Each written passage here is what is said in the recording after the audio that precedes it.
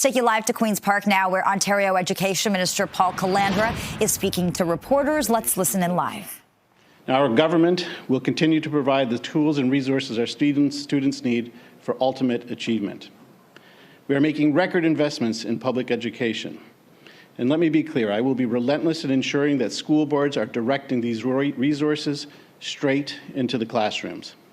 Now, we have a new troubling trend in the education sector, with boards making bad choices on how to spend funding meant to support our students and teachers. Some school boards treat hard-earned tax dollars like their own, spending them on luxury hotels, fine dining, and first-class travel overseas, and booking extravagant retreats for meetings while accepting test results that in some cases show students struggling. Now, it is beyond comprehension and just shows how out of touch some of the board executives have become with the real needs of the people of Ontario. We need to take further action to ensure all boards are more focused on directing funding into the classrooms to support students and teachers so that parents can be confident that their children are getting the best from our education system. Now, as a first step, we are taking action to address the failures at several boards, starting with the Thames Valley District School Board, where an investigator's report found that a lack of financial oversight in the budgeting process has led to a deteriorating financial position. Yet, sending senior board officials to a retreat at the luxury Skydome Hotel in downtown Toronto was a priority amid a multi-billion-dollar budget deficit. The Brant-Haldimand-Norfolk Catholic District School Board went even further, traveling all the way to Italy, using public funds to purchase artwork. Tax dollars were spent so that 4 trustees could enjoy fine wine and 4-course dining at a Michelin-starred restaurant. This is simply unacceptable. After reviewing these cases, we are placing the Thames Valley Board under supervision and issuing governance expectations to the Brant-Haldimand-Norfolk Catholic Board. To be clear, I expect immediate action in Brant, and if I'm not satisfied, I will take additional steps. Now, further to these 2 boards, we have identified numerous instances over several years where other boards have failed to address ongoing financial deficits.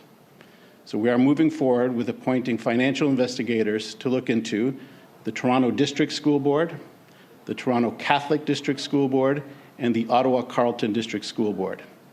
And based on the outcomes of these investigations, we may take further action. We know that it isn't just about 1 or 2 bad decisions.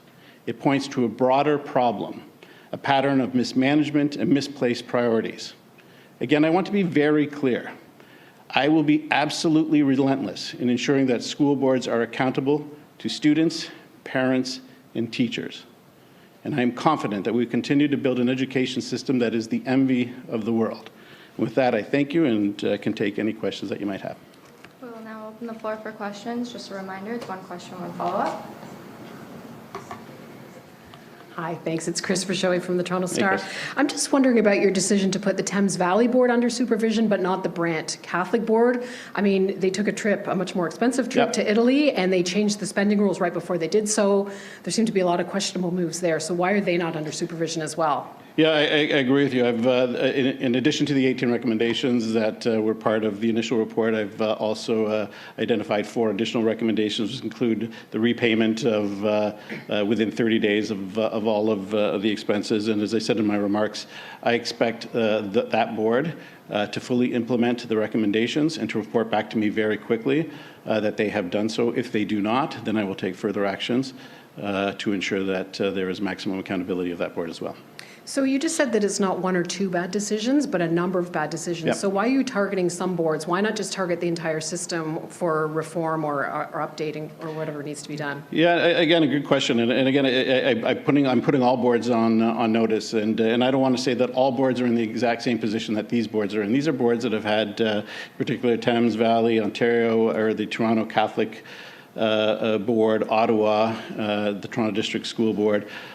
These are boards that have had multi-year deficits without a plan to return back to financial stability. The Toronto District School Board, of course, had a significant deficit. I rejected their plan, which did not include ever returning back to to a surplus position. So these are the boards that I'm focused on right now. But again, not to sound like a big tough guy, but to be very clear, the resources that we're providing record level of funding. We expect that to be made available to teachers so that they can give our students the ultimate ability to succeed. And if they don't do that, I'm prepared to do whatever I need to do to ensure that resources go to the school, or to the teachers and to the students, so that parents have confidence in their school system.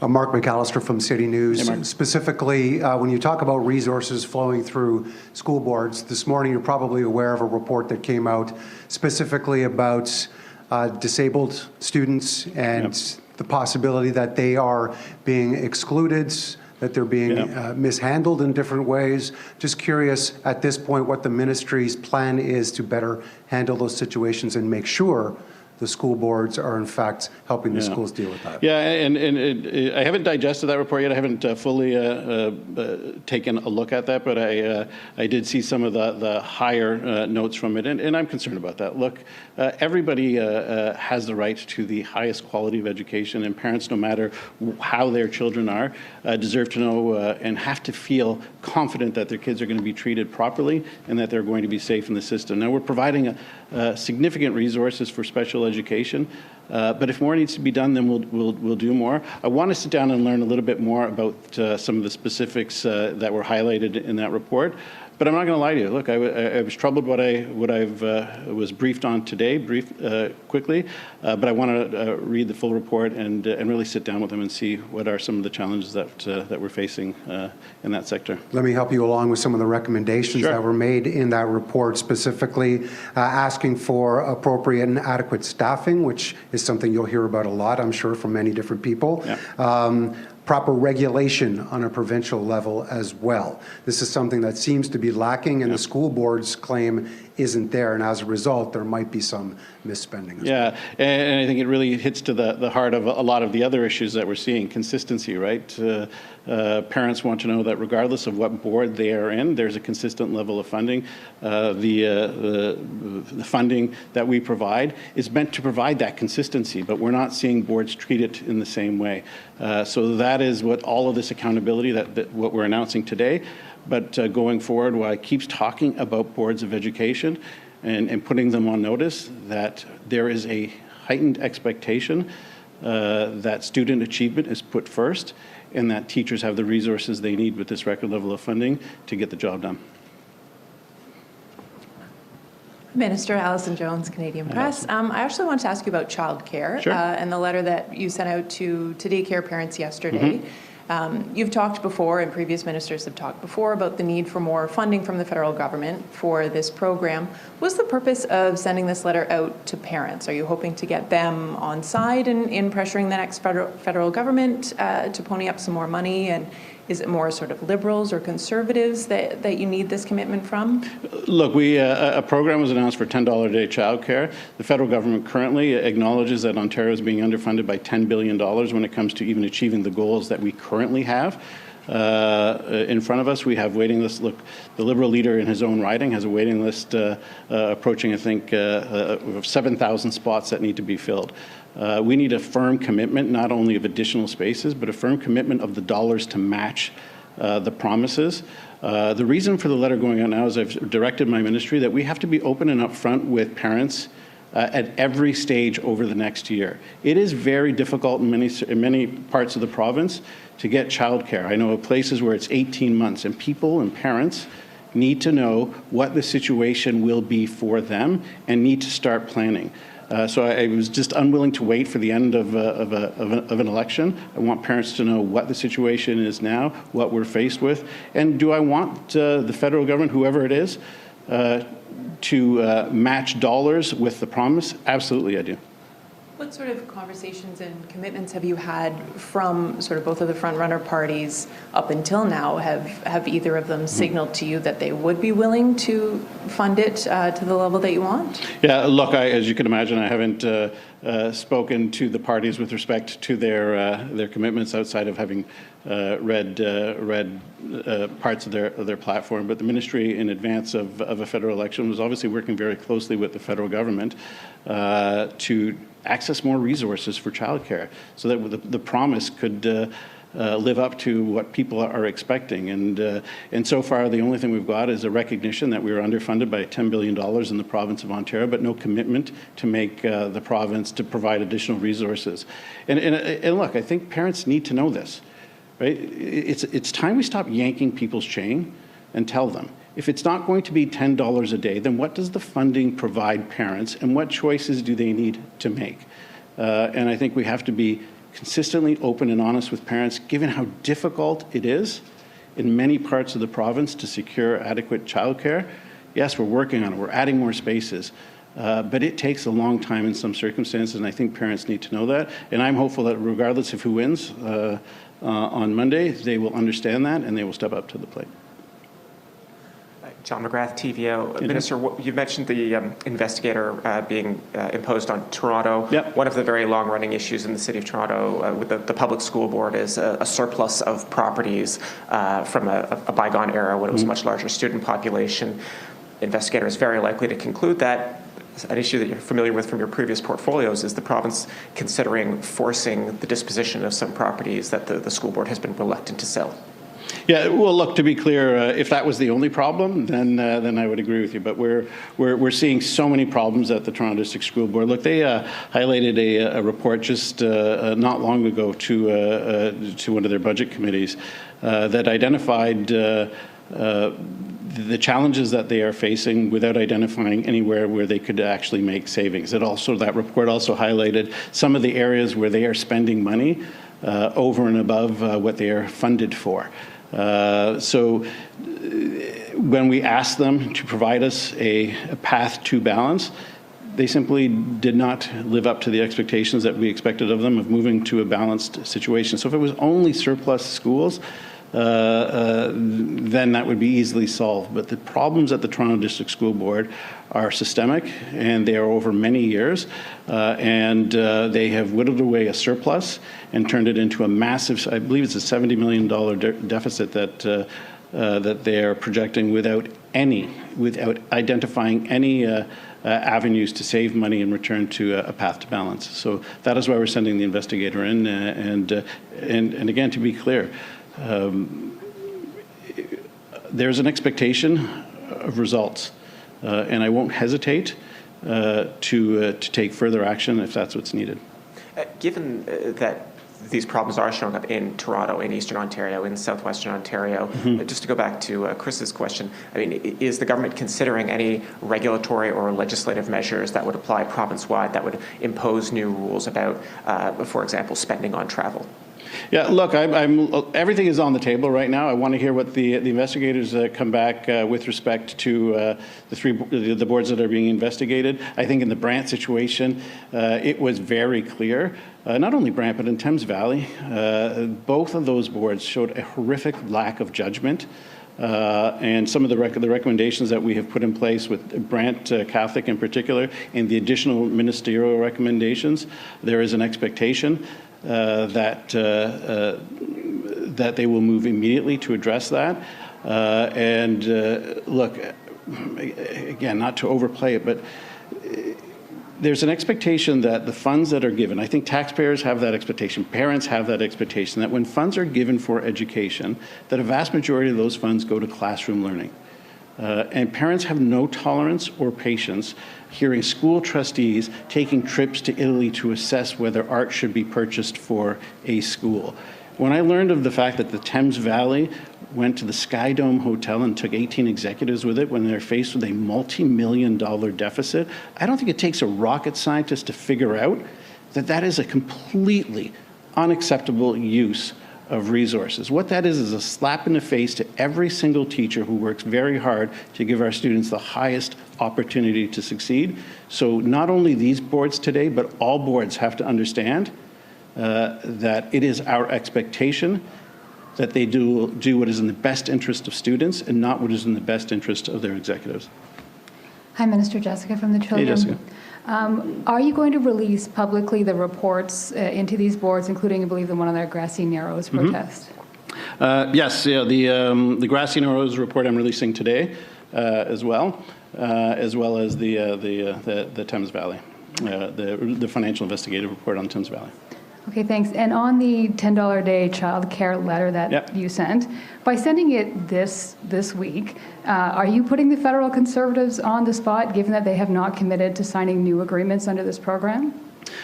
Look, what I'm doing is telling parents that the funding commitment ends a year from now, and that the program as it currently sits is $10 billion short, and that unless we're able to come to an agreement with whoever takes over office after Monday, that fees will start to increase. And I think it is my responsibility as the minister responsible to help parents know that this is what could happen next year, given how challenging it is for people to find daycare in the province. Look, it's not something I'm proud of. I'm not proud of the fact that, I have a staff member who they will put themselves on a list for daycare that might be available to them 18 months from now.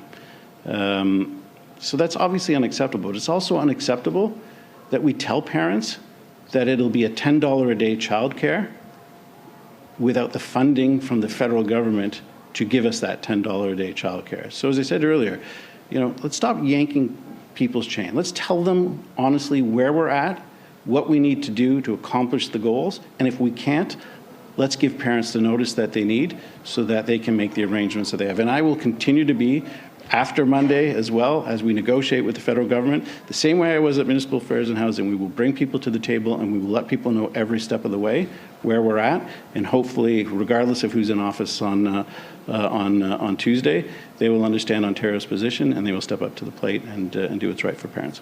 We'll have the last reporter to the mic. Hello, Lorenda from CBC. I wanted to get, I don't quite understand your answer. It was to one of Chris's questions, differentiating between the two boards. The one where they went to the Blue Jays game and spent a whole bunch of money, and then the one where they went to Italy and bought statues and wined and dined and whatever. Sure. That one, to most people, I think, would sound like pretty naughty, but they're not the ones who are getting appointed as supervisors. So if you could just explain that. Yeah, so we've gone to the process of an investigation with the Thames Valley. They have structural deficits over multiple years without any clear path back to a balanced budget as is required. That is the difference. But again, if the Brant board doesn't do what we are asking them to do, if they don't follow through on the additional recommendations, then I will use the tools that are available to me to take further actions on them. So while the overriding, I'd agree with you. Like I'm a member of Parliament. You send me, provincial Parliament. You send me to Ottawa to assess artworks. I can tell you, I won't have a clue of what is good. I'm an Italian kid, and there's a lot of artwork in my home that a lot of people might have had questions about. But that's not what trustees are supposed to do. I think when parents' reaction to this was as it should be. I think, as we all felt, like this is not what we spend money for. So that is overridingly the difference. We haven't sent in an investigator into that board, but they shouldn't just be alone. Like I'm telling all boards, I'm going to keep repeating it until people are tired of hearing it. All boards are on notice. We spend a lot of money. We invest a lot of money. Taxpayers send a lot of money to the province, which we put in education. You better be spending it to give our students the best opportunity to succeed, and that means giving teachers the resources in the classroom so that students can have that success. And if you could talk about the findings in the Grassy Narrows report, and do you think it's ever okay for kids to be going on a school trip that's to a protest?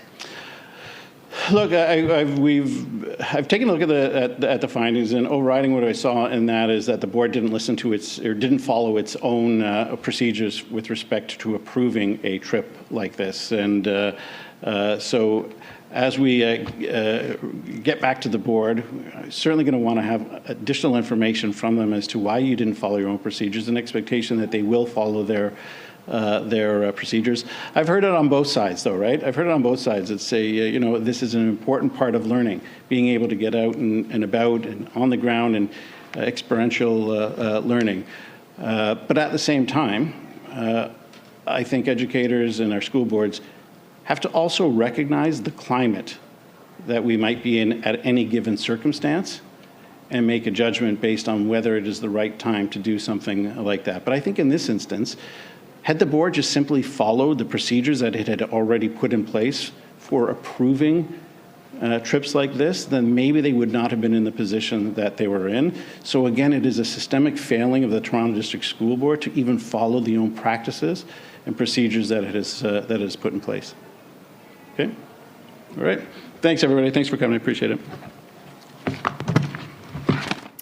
All right, listening to Ontario's new Education Minister Paul Calandra speak to reporters at Queen's Park, and he says all school boards in Ontario are now on notice. He's accusing a number of boards of financial mismanagement, also announcing that the province is moving forward with appointing financial investigators to look into the spending of a number of school boards in Ontario. That includes the TDSB and the Toronto Catholic District School Board. He was asked more about the TDSB. The minister to that says when we asked that school board to provide us a path to balance, they weren't able to. He also accuses the school board of whittling away a massive surplus